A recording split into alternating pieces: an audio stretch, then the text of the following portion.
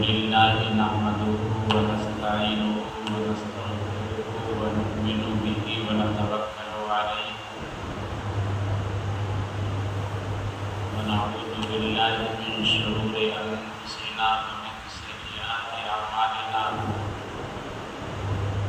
من يهده الله فلا مضل له ومن يضلل فلا هادي له ونشهد أن لا إله إلا الله وحده لا شريك له ونشهد أن سيدنا ونبينا ومولانا محمدا عبده ورسوله صلى الله تعالى عليه وسلم تسليما كثيرا كثيرا أما بعد فأعوذ بالله السميع العليم من الشيطان الرجيم بسم الله الرحمن الرحيم من عمل صالحا من ذكر أو أنثى وهو مؤمن فلنحيينه حياة طيبة ولنجزينهم أجرهم بأحسن ما كانوا يعملون. وقال الله تعالى في مقام آخر ومن أعرض عن ذكري فإن له معيشة ضنكا ونحشره يوم القيامة أعمى قال رب لم حشرتني أعمى وقد كنت بصيرا قال كذلك أتتك آياتنا فنسيتها وكذلك اليوم تنسى.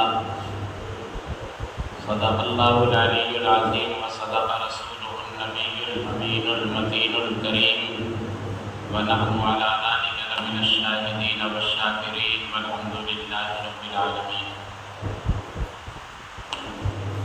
قال النبي صلى الله تعالى عليه وسلم أنا بعثت معلما أو كما قال النبي صلى الله تعالى عليه وسلم.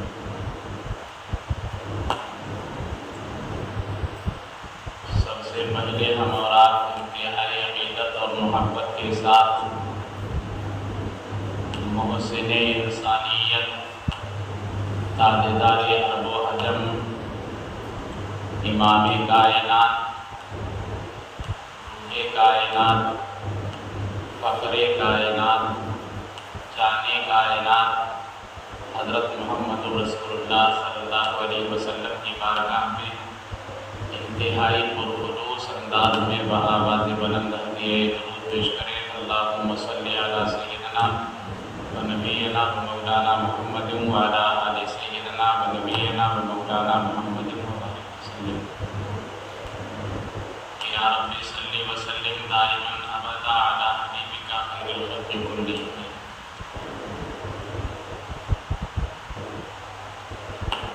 نعت پاک کے چند اشعار پیش خدمت ہے.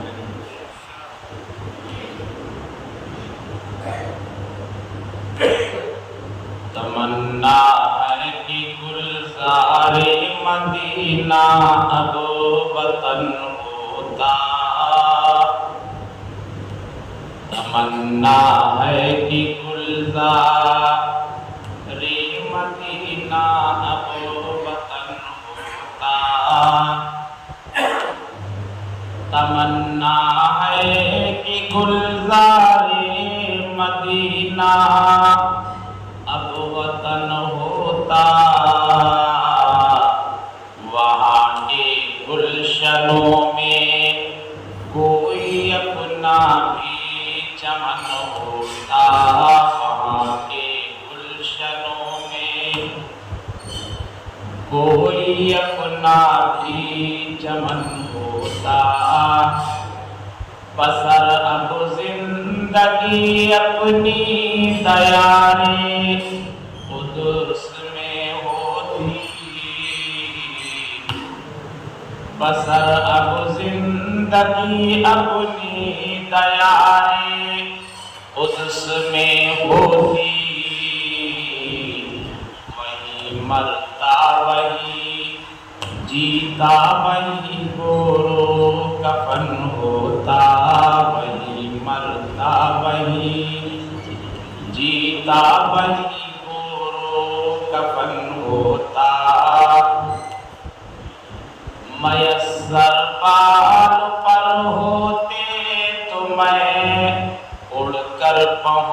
جاتا میسر بال پر ہوتے تو میں اڑ کر پہنچ جاتا زہی قسمت کی اپنا آشیاں ان کا چمن ہوتا زہی قسمت کی اپنا آشیاں ان کا چمن ہوتا تمنا ہے کہ گلزار مدینہ اب وطن ہوتا وہاں کے گلشنوں میں کوئی اپنا بھی چمن ہوتا تمنا ہے کہ ہوتا کوچے محبوب میں مسکن تمنا ہے کہ ہوتا کوچے محبوب میں مسکن عنایت جلوگر ہوتی کرم سایہ فکن ہوتا عنایت جلوگر ہوتی کرم سایہ فکن ہوتا سبھی کچھ ہے مگر وہ ہے نہیں تو کچھ نہیں حاصل سبھی کچھ ہے مگر وہ ہے نہیں تو کچھ نہیں حاصل جہاں میں ہوں وہی ہے کاش وہ جلوہ فکن ہوتا جہاں میں ہوں وہی ہے کاش وہ جلوہ فکن ہوتا خدا شاہد کہ ہم سارے جہاں پر حکمراں ہوتے رسول پاک کی سنت اگر اپنا چلن ہوتا رسول پاک کی سنت اگر اپنا چلن ہوتا تمنا ہے کہ گلزار مدینہ اب وطن ہوتا یہی ہے آرزو ثاقب یہی اپنی تمنا ہے کہ پیوند بقیع پاک اپنا بھی وطن ہوتا کہ پیوند بقیع پاک اپنا بھی وطن ہوتا تمنا ہے کہ گلزار مدینہ اب وطن ہوتا وہاں کے گلشنوں میں کوئی اپنا بھی چمن ہوتا وہاں کے گلشنوں میں کوئی اپنا بھی چمن ہوتا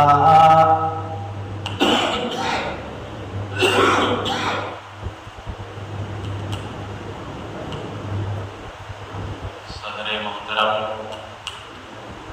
ناظم جلسہ قابل قدر بزرگوں اور سکول نوجوانوں عزیزم پیارے بچوں اللہ تعالیٰ کا بے انتہا فضل و کرم ہوا کہ اس نے ہمیں اور آپ کو دین کی کچھ بات کہنے کی اور کچھ بات سننے کی توفیق عطا فرمائی کہنے والا بھی محتاج ہے عمل کا اور سننے والے بھی محتاج ہیں عمل کا اللہ تعالیٰ کہنے والے کو کہنے کے بعد عمل کرنے کی اور سننے والوں کو سننے کے بعد عمل کرنے کی توفیق عطا فرمائے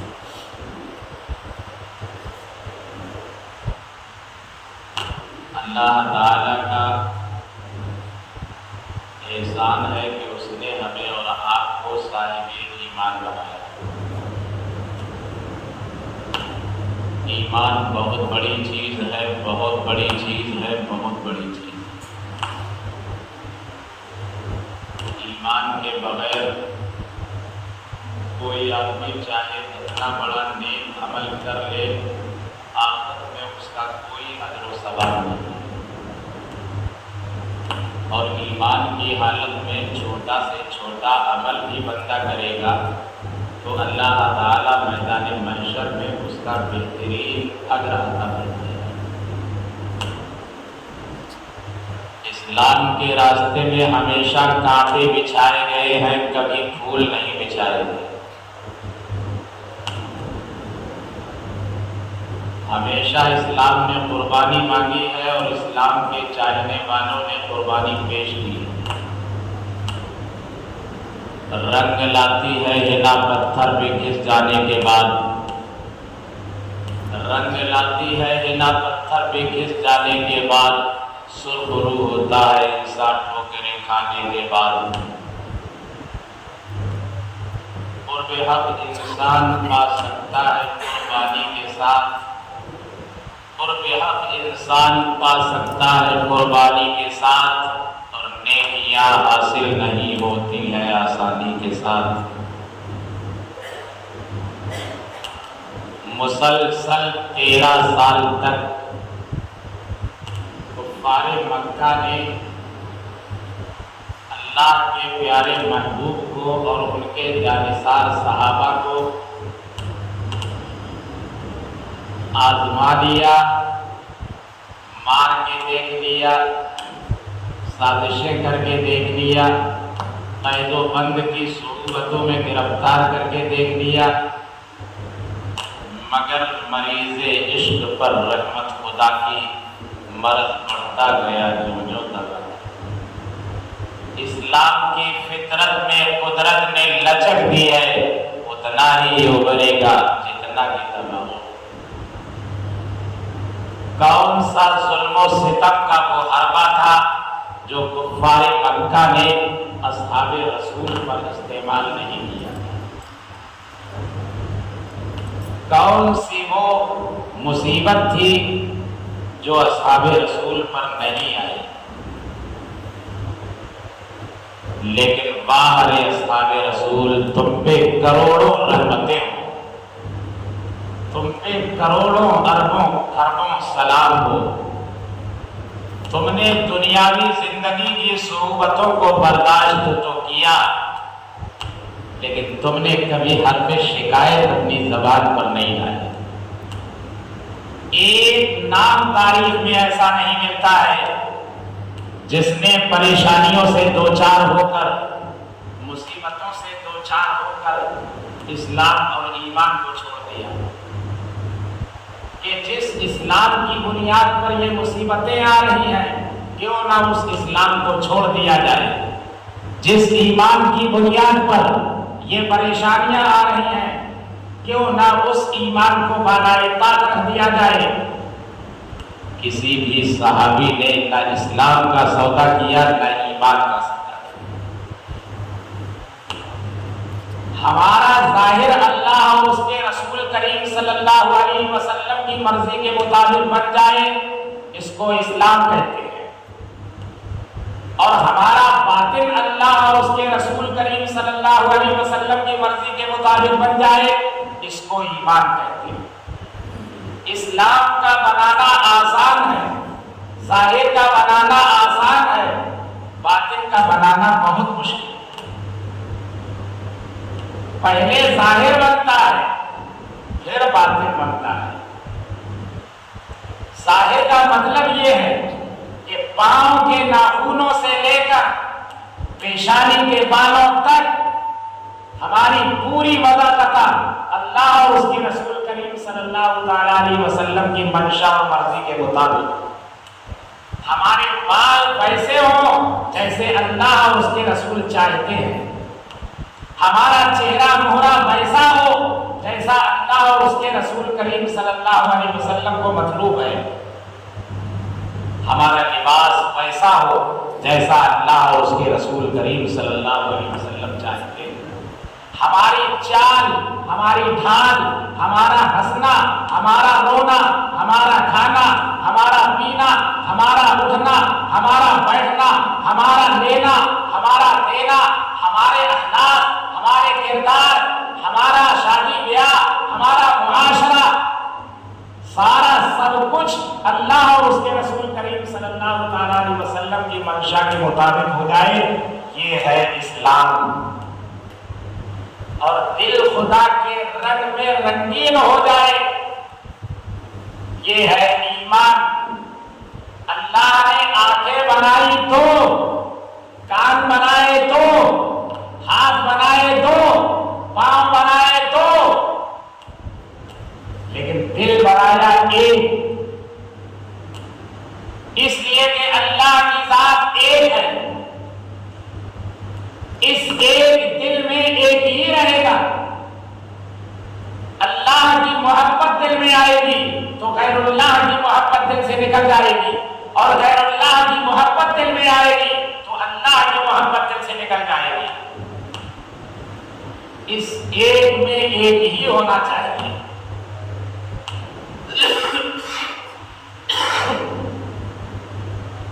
رابعہ بصریہ رحمۃ اللہ علیہ بہت بڑی اللہ والی تھے۔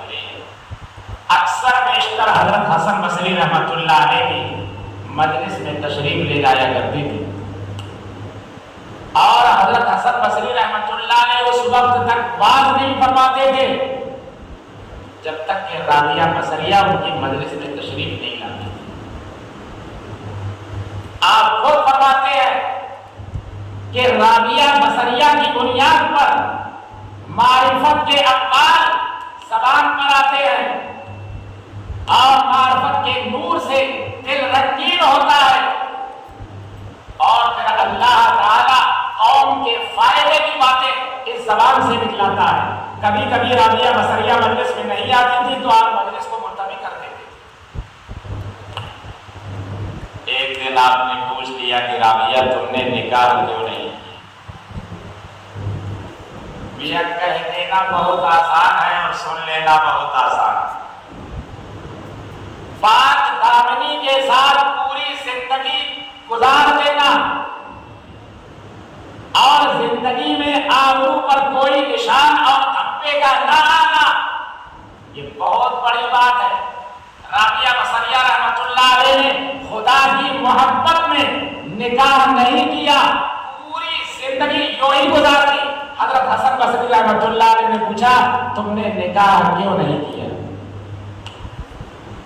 تو حضرت رابعہ بصریہ رحمۃ اللہ علیہ فرماتی ہیں اگر میں نے نکاح کر لیا تو میرا کوئی شوہر بنے گا، میں اس کی بیوی بنوں گی۔ شوہر سے محبت کرنا ضروری ہے، پھر مجھے شوہر سے محبت کرنا پڑے گی۔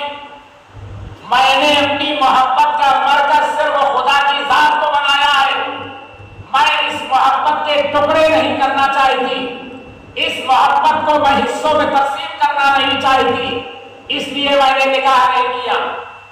اس ایک دل میں ایک اللہ کی محبت بسے گی، کسی غیر اللہ کی محبت کے لیے کوئی جگہ نہیں ہے۔ کیسے لوگ تھے، ہائے کیا لوگ تھے، کیسے وہ لوگ تھے، ہائے ہائے کیا لوگ تھے، کیسے وہ لوگ تھے، وقف کی زندگی بندگی کے لیے، وقف کی زندگی بندگی کے لیے، ایک تم بھی تو ہو، ہائے افسوس ہے، ایک ہم بھی تو ہیں، ہائے افسوس ہے، ایک تم بھی تو ہو، ہائے افسوس ہے، ایک ہم بھی تو ہیں، ہائے افسوس ہے، چھوڑ دی بندگی زندگی کے لیے، چھوڑ دی بندگی زندگی بندگی زندگی کے لیے چھوڑ دی بندگی زندگی کے لیے آدمی کہنا ان کو غلط بات ہے آدمی کہنا ان کو غلط بات ہے آدمی کہنا ان کو غلط بات ہے جو ناکام آ سکے آدمی کے لیے جو ناکام آ سکے آدمی کے لیے آدمی تم بھی ہو آدمی ہم بھی ہیں یوں تو ہر آدمی آدمی ہے مگر یوں تو ہر آدمی آدمی ہے مگر آدمی کہنا ان کو غلط بات ہے جو ناکام آ سکے آدمی کے لیے جو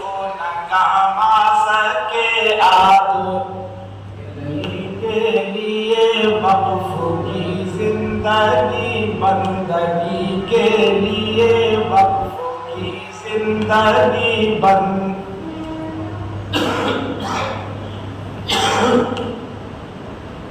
تو میں بات یہ کر رہا تھا کہ کون سا وہ حربہ تھا جو کفار مکہ نے اللہ کے پیارے محبوب پر اور اصحاب رسول پر استعمال نہیں کیا لیکن ساری مصیبتوں کو برداشت کیا ساری پریشانیوں کو اٹھایا یہاں تک کہ کسی کا چمڑا ادھیڑا جا رہا تھا کسی کی پسلیاں توڑی جا رہی تھی کسی کو پھانسی کے پھندے میں لٹکایا جا رہا تھا کسی کی آنکھیں پھوڑی جا رہی تھی کسی کو برہنہ کر کے گھر سے نکالا جا رہا تھا اس بنیاد پر کہ صرف انہوں نے لا الہ الا اللہ محمد رسول اللہ صلی اللہ تعالی علیہ وسلم کا اقرار کر دیا اللہ ایک ہے اللہ ایک ہے مسلمان جس انداز میں اللہ کی توحید کو مانتا ہے اس انداز میں دنیا کی کوئی بھی قوم نہیں مانتی اللہ کی ذات کو ماننا اور ہے اور اللہ کی ذات کو اور اس کے صفات کے ساتھ واحد اور تنہا یگانہ اور یکتا ماننا الگ بات ہے اللہ کی ذات میں اپنی صفات میں تنہا ہے اکیلا ہے ایک ہے کل رب کائنات اپنے محبوب سے کہہ رہا ہے میرے محبوب آپ دنیا انسانیت کو بتا دیجئے آپ اس کائنات ارض و سما میں بسنے والی قوم کو بتا دیجئے اللہ احد وہ اللہ ایک ہے اللہ الصمد اللہ کی ذات بے نیاز ہے لم یلد ولم یولد نہ وہ کسی کی اولاد ہے نہ اس کی کوئی اولاد ہے ولم یکن لہ کفوا احد اس کے برابر کا اس کا ہم پلہ کوئی اس کائنات میں ہے ہی نہیں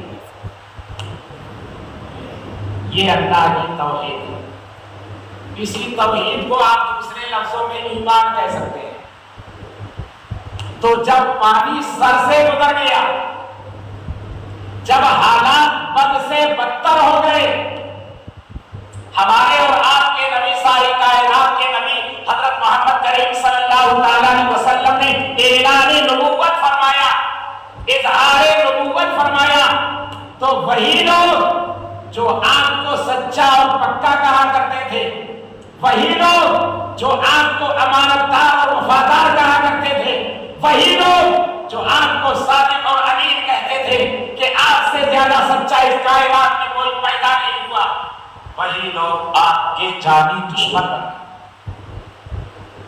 وہی لوگ راستے میں کانٹے بچھانے لگے وہی لوگ تانے مارنے لگے وہی لوگ مذاق اڑانے لگے وہی پتھر مارنے لگے وہی توحید کا مذاق اڑانے لگے 13 سال تک مسلسل اللہ کے پیارے نبی نے اور اصحاب رسول نے پریشانیوں کا مقابلہ کرتے کرتے کرتے کرتے آخر جب پانی سر سے گزر گیا تو اللہ کے پیارے نبی نے اپنے صحابہ سے فرمایا ہے میرے صحابہ جو چاہے مکہ مکرمہ سے حبشہ کی جانب ہجرت کر جائے اور اپنی جان کی حفاظت کر لے اور اپنے ایمان کی حفاظت کر لے. وہاں کا بادشاہ نصرانی ہے، عیسائی ہے، نجاشی ہے، اس کے ملک میں انصاف ہے، وہ کسی پر ظلم نہیں کرتا. اس لیے اے میرے صحابہ جو چاہے مکہ مکرمہ سے حبشہ کی جانب ہجرت کر جائے. صحابہ نے ہجرت شروع کر دی. مختلف صحابہ ملک حبشہ تشریف لے گئے. اللہ کے پیارے محبوب کے داماد سیدنا عثمان ذی النورین رضی اللہ تعالیٰ عنہ اپنی بیوی اللہ کے پیارے محبوب کی لاڈلی اور پیاری بیٹی حضرت رقیہ رضی اللہ تعالیٰ عنہ کے ساتھ بھی ملک حبشہ تشریف لے گئے. اب ملک حبشہ تشریف لے گئے اور وہاں مسلمان چین و سکون کے ساتھ زندگی بسر کرنے لگے تو کفار مکہ کو بڑی تکلیف پہنچی کہ اگر یہ سلسلہ چل پڑا تو ہم تو اکیلے رہ جائیں گے. اسلام دن بدن بڑھتا جا رہا ہے، ایمان دن بدن پھیلتا جا رہا ہے، مسلمانوں کی تعداد بڑھتی جا رہی ہے، ہماری تعداد گھٹتی جا رہی ہے. لہذا کیوں نہ ان حبشہ جانے والے لوگوں کو واپس مکہ مکرمہ بلایا جائے اور واپس مکہ مکرمہ لایا جائے. تو آپس میں مشورہ کیا اور مشورے میں یہ بات طے پائی کہ حضرت عمرو بن عاص رضی اللہ تعالیٰ عنہ جو اس وقت تک ایمان نہیں لائے تھے، ان کی قیادت میں ایک وفد بھیجا جائے حبشہ، جو بادشاہ کے وزیروں سے، بادشاہ کے مشیروں سے، بادشاہ کے معینوں سے بات چیت کرے اور ان کو نذرانے اور تحائف پیش کرے اور ان سے کہے کہ ہمارے ملک سے چند نوجوان بھاگ کر کے تمہارے ملک میں پناہ گزین ہوئے ہیں، ہمیں خطرہ ہے کہیں آپ کے لیے، آپ کے ملک کے لیے، آپ کی سیاست کے لیے یہ خطرہ نہ بن جائے، اس لیے آپ ان کو ہمارے حوالے کر دیجئے، ہم ان کو اپنے شہر مکہ مکرمہ واپس لے جائیں گے. وقت پہنچ گیا. بہت تیز ترنار تھے حضرت عمرو بن عاص رضی اللہ تعالیٰ. بات چیت کرنے میں، مزاج شناسی میں، دلوں کو موڑنے میں، مزاج کے پرکھنے میں بہت مہارت رکھتے تھے. ان کی قیادت میں ایک وفد پہنچا، وہاں نذرانے پیش کیے، تحفے پیش کیے اور کہا کہ بادشاہ سلامت، کچھ نوجوان ہمارے ملک سے، ہمارے شہر سے آپ کے شہر میں آئے ہیں، ہمیں خطرہ ہے کہیں وہ آپ کے لیے خطرہ نہ بن جائے، یہاں کے باشندوں کے لیے خطرہ نہ بن جائے، اس لیے آپ برائے کرم ان کو ہمارے حوالے کر دیجئے، ہم ان کو اپنے ساتھ اپنے شہر میں جائیں گے. بادشاہ منصف مزاج، اس نے کہا ایک طرفہ بات سن کر بھی کوئی فیصلہ نہیں کریں گے. ان کو بھی بلواتے، ان سے بھی پوچھتے، تم نے تو اپنی بات بتا دی، لیکن وہ مسلمان جو میرے ملک میں امان لے کر کے رہ رہے ہیں، جنہوں نے ہماری ذات پر بھروسہ کیا، ہمارے ملک پر بھروسہ کیا، ہماری قوم پر بھروسہ کیا اور اپنا وطن چھوڑ کر کے حبشہ کو انہوں نے اپنا مکان بنایا، ان کو بھی بلا کر کے تو پوچھ لیا جائے. اب صحابہ کی جماعت کو بلایا گیا. اب صحابہ میں مشورہ ہوا کہ کیسے بات کی جائے. بادشاہ کے پاس ہر آدمی کا بولنا مناسب نہیں ہے، لہذا ایک امیر متعین کر لیا جائے، بات کرنے والا ایک آدمی طے کر لیا جائے جو ہم سب کی ترجمانی کرے اور بادشاہ کے سامنے دو ٹوک بات کرے.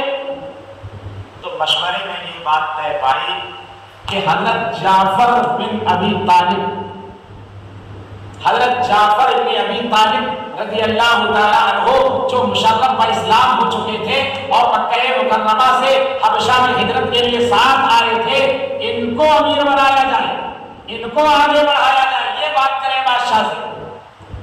तो हजरत जाफर इब्न अबी तालिब रज़ियल्लाहु तआला तैयार हो गए, सहाबा की जमात पीछे पीछे, हजरत जाफर इब्न अबी तालिब रज़ियल्लाहु तआला आगे आगे। उधर वो वक्त बैठा हुआ था, सामने बादशाह की कुर्सी मौजूद थी, मुसलमानों को एक तरफ बैठाया गया।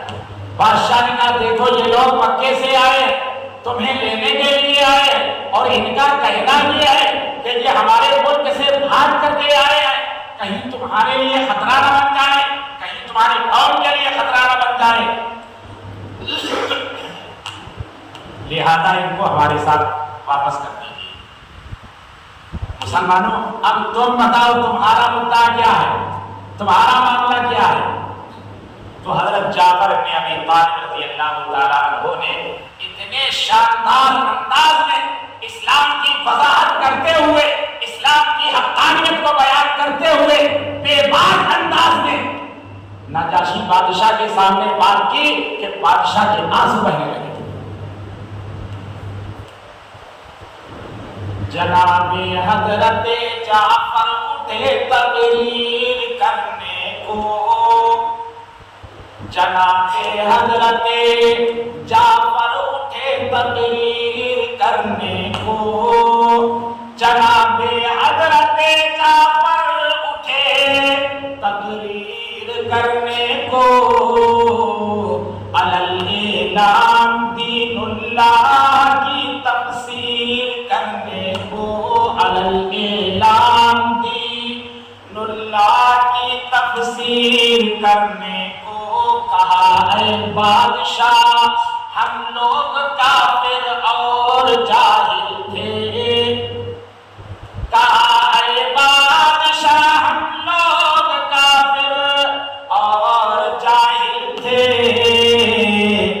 हम इस दारे मशक्कत में निकम्मे और काहिल थे, हम इस दारे मशक्कत में निकम्मे और काहिल थे, बहुत बदकार थे, बुत पूजते मुर्दार खाते थे, बहुत बदकार थे, बुत पूजते मुर्दार खाते थे, गरीबों को यतीमों को ज़ईफों को सताते थे, गरीबों को यतीमों को ज़ईफों को सताते थे। ये हालत थी बिरादर का, बिरादर जानलेवा था, ये हालत थी बिरादर का, बिरादर जानलेवा था, गुनाहों का समंदर नाव का शैतान खेवा था, गुनाहों का समंदर नाव का शैतान खेवा था, तकल्लुफ बरसरे तकल्लुफ बरतरफ सीधे जहन्नम में चले जाते, तकल्लुफ बरतरफ सीधे जहन्नम में चले जाते। इसी असना में एक सच्चा नबी पैदा हुआ हमें, इसी असना में सच्चा नबी पैदा हुआ हमें, वो आया और उसने दावत इस्लाम दी हमको, वो आया और उसने दावत इस्लाम दी हमको, निकाला मौत के पंजे से बख्शी जिंदगी हमको, निकाला मौत के पंजे से बख्शी जिंदगी हमको।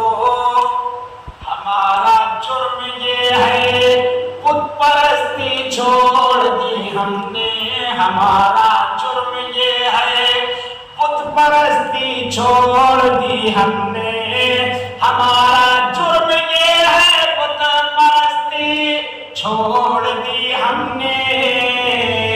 मिली हमको بستی چھوڑ دی ہم نے، ملی ہم کو اذیت، اپنی بستی چھوڑ دی ہم نے، ہمیں مجبور کرتے ہیں پھر گمراہ ہو جائیں۔ یہ وقت بیٹھا ہوا ہے بادشاہ سلام، یہ ہمیں لینے کے لیے جو آیا ہوا ہے، یہ ہمیں مجبور کر رہا ہے کہ ہم روشنی سے نکل کر تاریکی کی وادیوں میں پہنچ جائیں، ایمان کے اجالے سے نکل کر کفر و شرک کی وادیوں میں بھٹکنے لگ جائیں۔ اس لیے کیا ہمیں لینے کے لیے آیا، ہمیں مجبور کرتے ہیں کہ ہم گمراہ ہو جائیں، ہمیں مجبور کرتے ہیں کہ ہم گمراہ ہو جائیں۔ ہوئے ہیں ہم یہاں حاضر جناب انصاف فرمائیں، ہوئے ہیں ہم یہاں حاضر جناب انصاف فرمائیں۔ اب بادشاہ کے دل پر ایسی رقت طاری ہوئی کہ آنکھوں سے آنسو بہ گئے اور کہنے لگے جعفر ابن ابی طالب تم نے بالکل سچ کہا، تم نے بالکل سچ کہا، تم نے بالکل سچ کہا۔ اب ان سے وقت والوں کی طرف مخاطب ہوا نجاشی بادشاہ اور کہنے لگا یہ لوگ تمہارے غلام ہیں یا آزاد ہیں، پہلے آپ یہ بتائیں۔ اگر تمہارے غلام ہیں تو تم ان کو لے جانے کا حق رکھتے ہو، تو قالوا لا بل احرار، انہوں نے کہا کہ غلام تو نہیں، یہ سب آزاد لوگ، آزاد لوگ، غلام نہیں ہے ہمارے۔ دوسری بات نجاشی نے کہا کہ ان لوگوں نے تمہارے کسی آدمی کو قتل کیا ہے جس کے بدلے میں تم ان کو لے جانا چاہتے ہو اور ان کو قتل کرنا چاہتے ہو۔ قالوا نہ یہ بھی نہیں کیا، یہ تو کام کرے لیکن بولتے سچ نہیں، کہیں بھی نہیں کیا، ہمارے کسی آدمی کو قتل نہیں کیا۔ پھر کس جرم کے نتیجے میں ان کو لے جانا چاہتے ہو؟ بادشاہ نے ان کو واپس کر دیا اور ان سے کہا کہ تم ملک حبش کو اپنا وطن سمجھو، تمہارا ملک تمہارا وطن ہے، سکون کے ساتھ امن کے ساتھ تم ملک حبشہ میں رہو، اور جو تمہیں پریشان کرے گا، جو تمہیں ستائے گا، وہ سیدھا مجھے جنگ کا اعلان کرے گا، اس کی سیدھی مجھ سے لڑائی ہوگی۔ اب سکون سے رہنے لگے، اب سکون سے رہنے لگے تو کہاں وہ اتنی جلدی ہار ماننے والے؟ وہ وقت جو آیا تھا مکہ مکرمہ سے عمرو بن عاص رضی اللہ تعالیٰ عنہ کی قیادت میں، جو اس وقت تک رضی اللہ عنہ نہیں تھے اور مشرف اسلام نہیں ہوئے تھے، انہوں نے کہا آج تو بادشاہ کا ایک ڈل گیا، کل میں بادشاہ کے ذہن میں ایسی بات بٹھاؤں گا، ایسی بات بٹھاؤں گا یہ بادشاہ بھی مجبور ہو جائے گا اور ان کو میرے ساتھ واپس بھیج ہی دے گا۔ اب دوسرا دن آیا تو بادشاہ سے انہوں نے کہا کہ صاحب عیسیٰ علیہ السلام کے بارے میں یہ لوگ بہت گندی باتیں کرتے ہیں، عیسیٰ علیہ السلام کو یہ ابن اللہ نہیں مانتے، یہ تو ان کو خدا کا بندہ کہتے ہیں اور نہ جانے ان کی شان میں کیسی کیسی گستاخیاں کرتے ہیں۔ اب بادشاہ کے ذہن میں یہ بات ڈھونگی، لیکن اچھا یہ بات ہے، پھر ان کو بلایا گیا۔ حضرت جعفر ابن ابی طالب رضی اللہ تعالیٰ عنہ نے قرآن مجید کی سورہ مریم کی تلاوت فرمائی، جس میں اللہ تعالیٰ نے حضرت مریم اور حضرت عیسیٰ علیہ السلام کے حالات زندگی کو وضاحت کے ساتھ بیان کیا ہے۔ اب قرآن کا پڑھنا اور قرآن کا سننا سبحان اللہ ایک سبب ہے، سورہ مریم کی جو تلاوت شروع کی ہے حضرت جعفر بن ابی طالب رضی اللہ تعالیٰ عنہ نے تو سنانا چھا گیا پورے وحی میں اور کہا کہ بادشاہ ہم عیسیٰ علیہ السلام کے بارے میں وہ کہتے ہیں جس کا ہمارے نبی نے ہمیں حکم دیا ہے. وہ ابن اللہ نہیں ہے, وہ اللہ کے بندے ہیں. حضرت عیسیٰ علیہ السلام خود اپنے بارے میں کہہ رہے ہیں قال انی عبد اللہ آتانی الکتاب وجعلنی نبیا, میں اللہ کا بندہ ہوں. حضرت عیسیٰ علیہ السلام نے اپنے آپ کو عبد اللہ کہا, ابن اللہ نہیں کہا. اللہ تعالیٰ نے اپنی قدرت کاملہ سے, قانون سے ہٹ کر اپنی قدرت کی بنیاد پر کنواری مریم کے شکم سے اللہ نے حضرت عیسیٰ علیہ السلام کی تخلیق فرمائی. بادشاہ کہنے لگا بالکل صحیح, یہی ہے, وہ ابن اللہ ہے.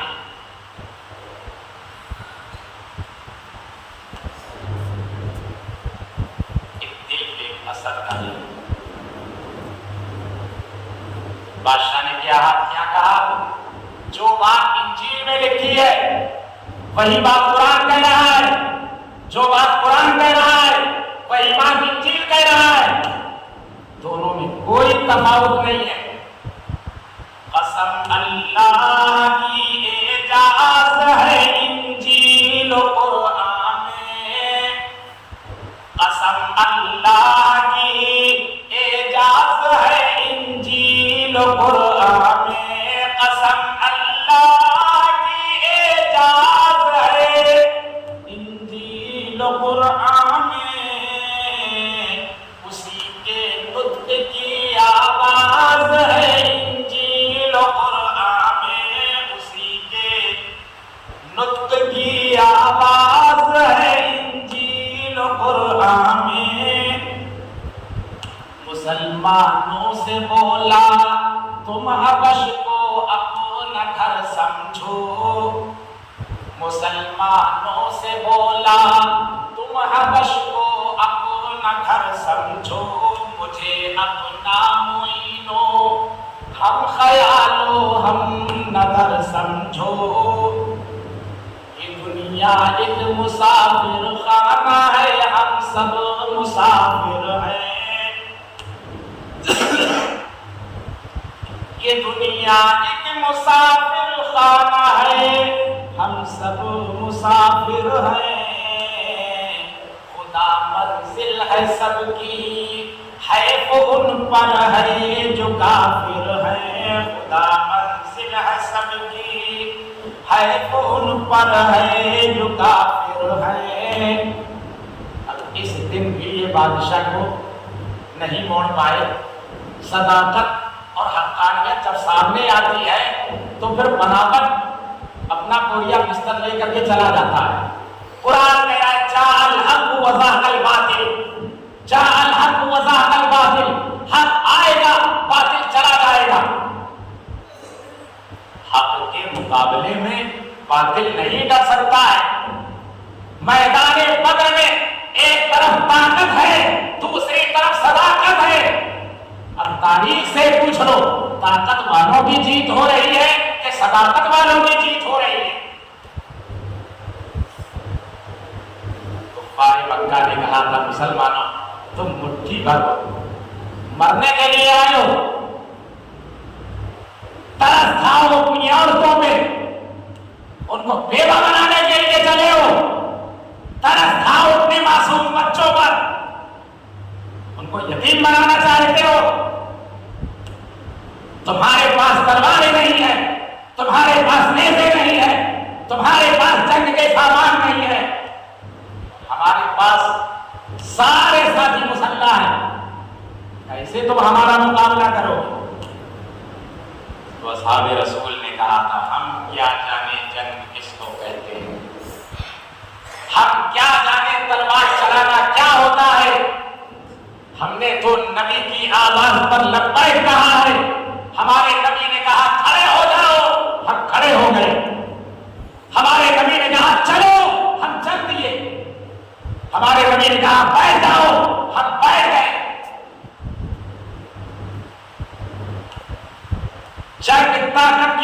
بنیاد پر نہیں جیتی جاتی، جنگ ہمیشہ صداقت کی بنیاد پر جیتی جاتی ہے۔ اب 313 مسلح اس طرف، غیر مسلح اس طرف کھڑے ہیں، 1000 کا لشکر جبار مسلح اس طرف کھڑا ہے۔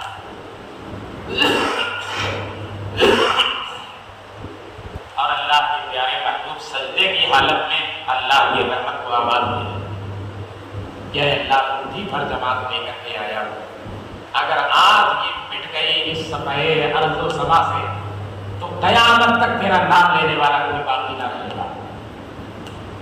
الہی اب وہ عید لیلۃ المعراج پورا کر،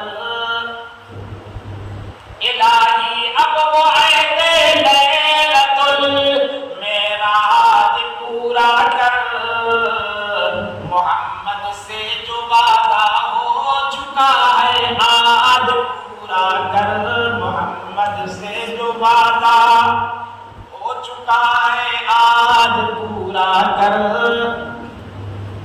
تو اللہ تعالیٰ نے نبی کی دعا کو قبول فرمایا اور آسمان سے صحابہ کی مدد کے لیے 3000 فرشتے آئے، پھر 5000 فرشتے آئے۔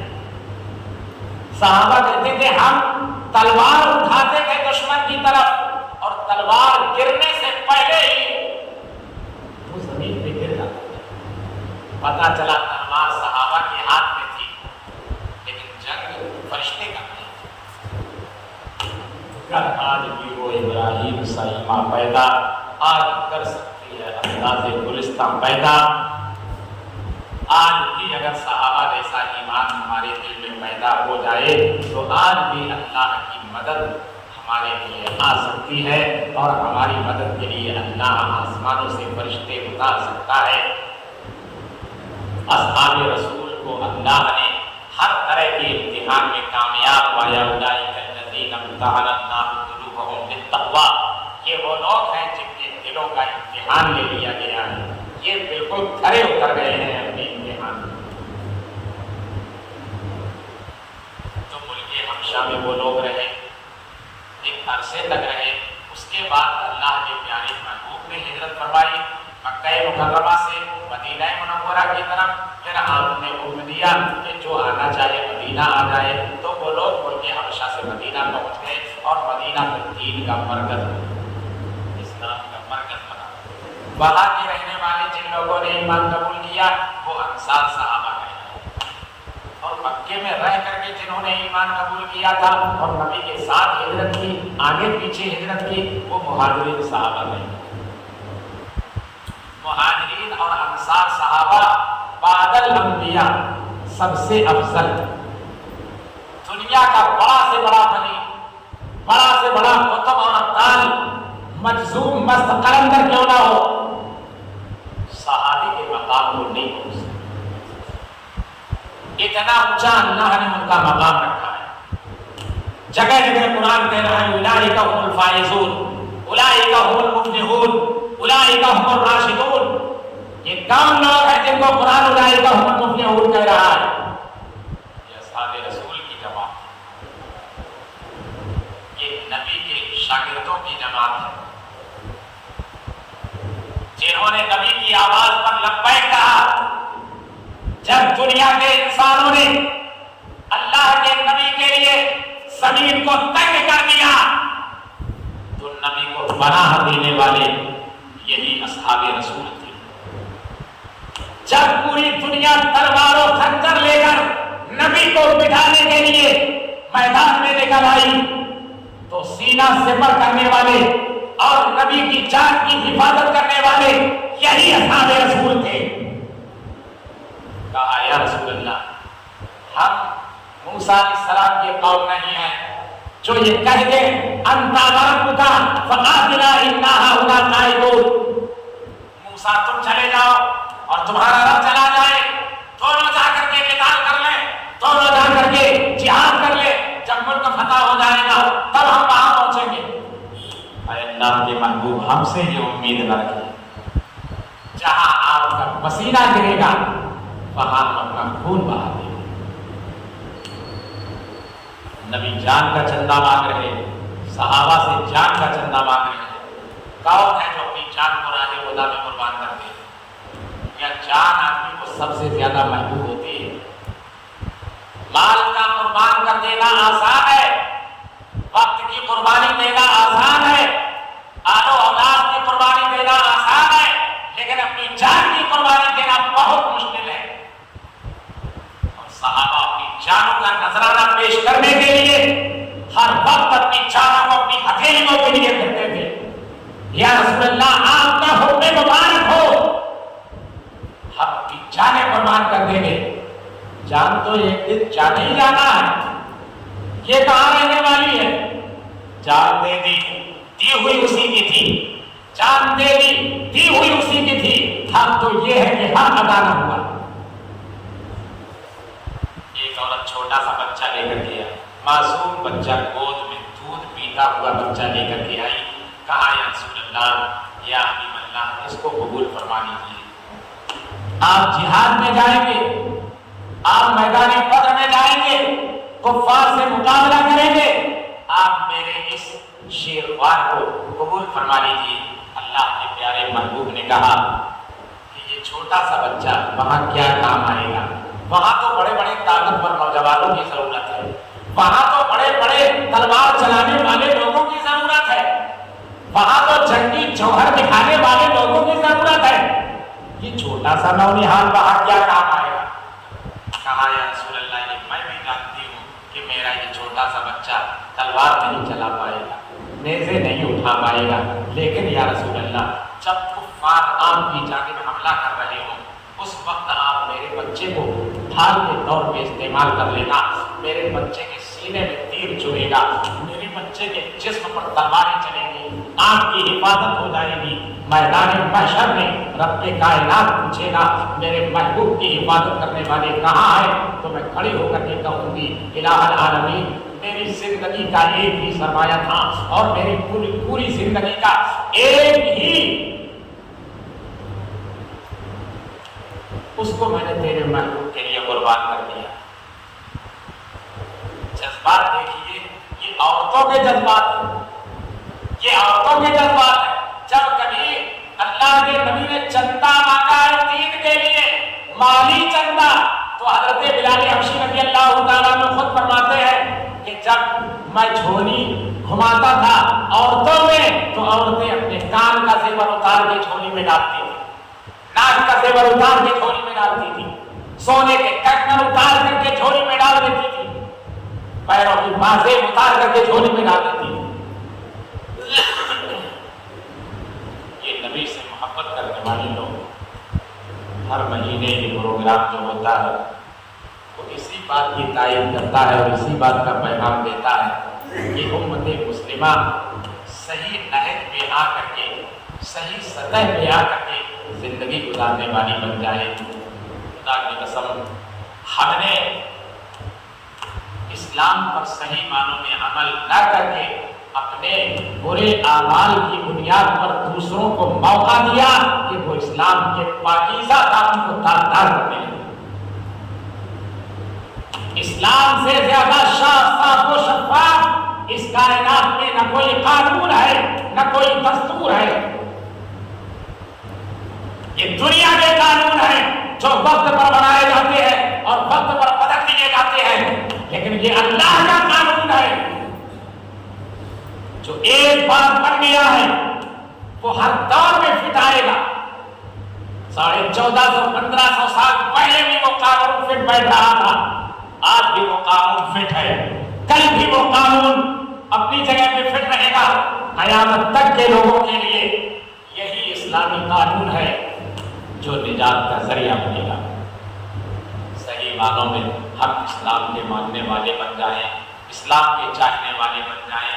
خدا کی قسم، اسلام نے اپنے ماننے والوں کی جو جماعت تیار کی ہے، قیامت آ جائے گی اس طرح کی جماعت نہیں تیار ہوئی.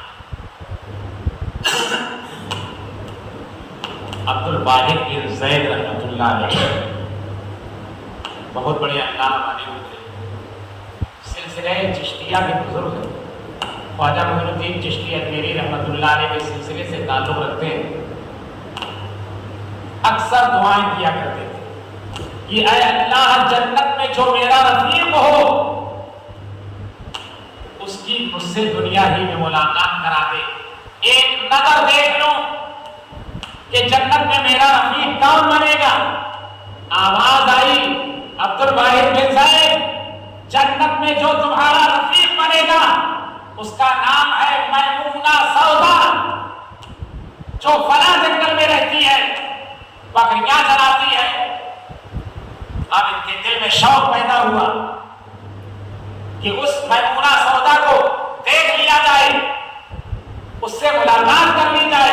پتہ لگاتے لگاتے جب وہ جنگل میں پہنچے تو عالم یہ تھا کہ بکریاں اور بھیڑ ایک ساتھ چل رہے ہیں، اور میمونہ سودا خدا کی بارگاہ میں یوں نیت باتیں کری،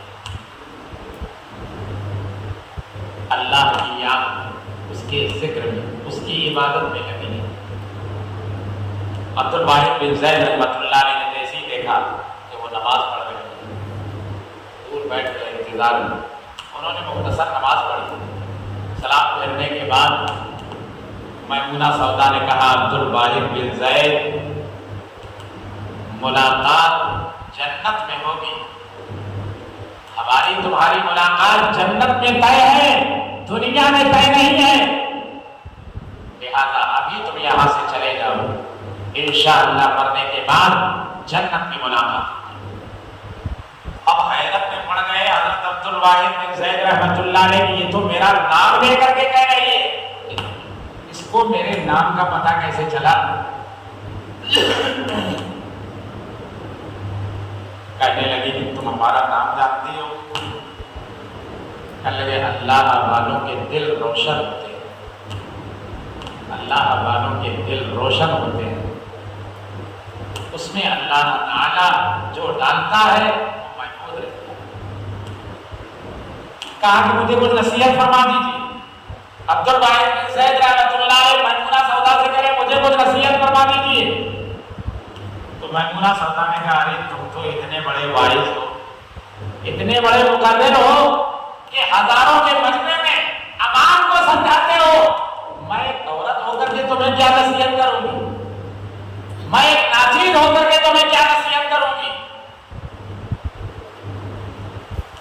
اپنی زبان میں تاثیر پیدا کرنے کے لیے ضروری ہے کہ پہلے اس پر عمل کیا جائے، بعد میں اس بات کو کہا جائے، تب اللہ تعالیٰ اس بات کو دل میں اتارے گا اور پھر آدمی عمل کے لیے کھڑا ہوگا۔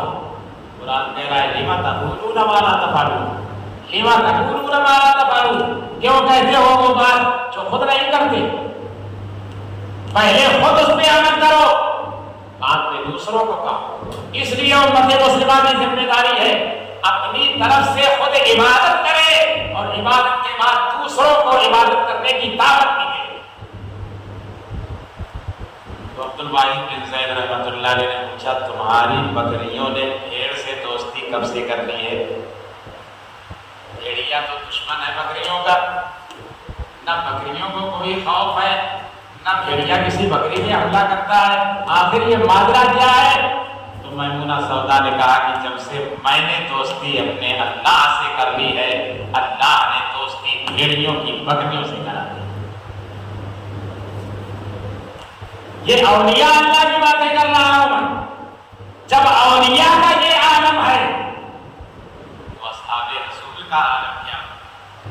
ان کے دل اور دماغ کو کسی پیر نے بنایا اور سنوارا ہوگا، اصحاب رسول کے دل اور دماغ کو اللہ کے پیارے لاڈلے نبی حضرت محمد کریم صلی اللہ علیہ وسلم نے بنایا اور سنوارا تھا۔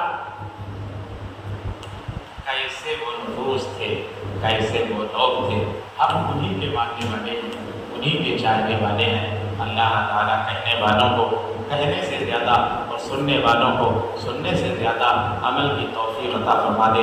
تمنا ہے کہ اس دنیا میں کوئی کام کر جاؤں، اگر کچھ ہو سکے تو خدمت اسلام کر جاؤں، یا فردوس یہ مرحوم نے ایران کو زندہ، خدا توفیق دے تو میں کروں ایمان کو زندہ۔